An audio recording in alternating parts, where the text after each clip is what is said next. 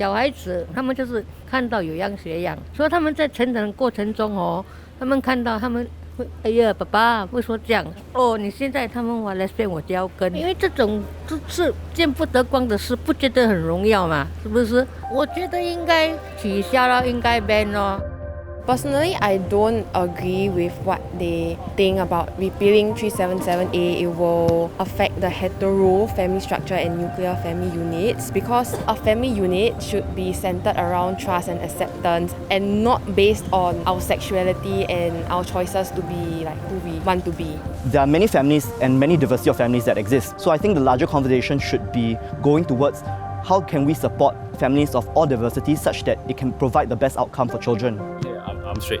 I'm supportive of this issue because, as you know, we are a conservative society. The older generation, especially, if you were to tell them about LGBT rights or this, they still have the stigma. They still feel you're not normal. 觉得他们很可怜呐，因为他好一个人你不做你去就搞到这样，自己辛苦的嘛，是不是？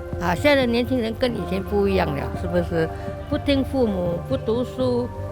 抽烟喝酒要弄来这个 lesbian 的东西咯，这个 gay 的东西。学校如果有出这个政策，也要讲这个是应该讲的啦，真的。讲什么呢？就是讲出不可以有这个。The incident at Hwa Chong just recently that the counsellor, such misinfo can be passed down like even after like checks and all this stuff thing. If I was a closeted student who was sitting in that hall receiving that lecture, it will stay with me for such a long time, especially students at like 17, 18, you know, they're still trying to find themselves. They are very vulnerable and sensitive to such things and words. If the repeal goes through, I hope that during the sexual education in school that they will shine more light on this subject instead of growing into a culture where we were made fun of.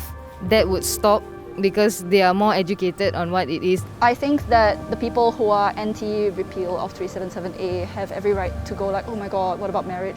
But also, why is their version of morality considered public morality? And why is mine considered fringe and deviant and political? I think that's a little bit strange. So I read the report from Protect Singapore at the town hall that they are worried that the definition of marriage will be changed. This law is about two consensual men having sexual intercourse, whether in public or private. This is not a law about marriage, right? So whatever happens, the definition of marriage will still be the same. Will there be a conversation about marriage down the line? Maybe. It might not happen now if that definition of marriage would change. It's an expansion, not a cancellation.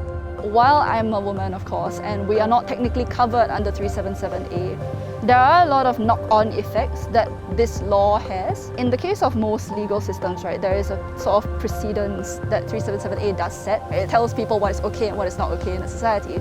By keeping a law that criminalizes sex between men, despite the fact that it's not enforced at all, it opens the door to other things. Like, for example, we have the Broadcast Act, right, where queer people cannot be portrayed in a normative or even positive way. I want a world where being queer is a non-issue.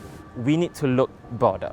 We need to look beyond the specific law and look at where we are right now versus other global cities and what we need to do in order to move forward, to be on that level.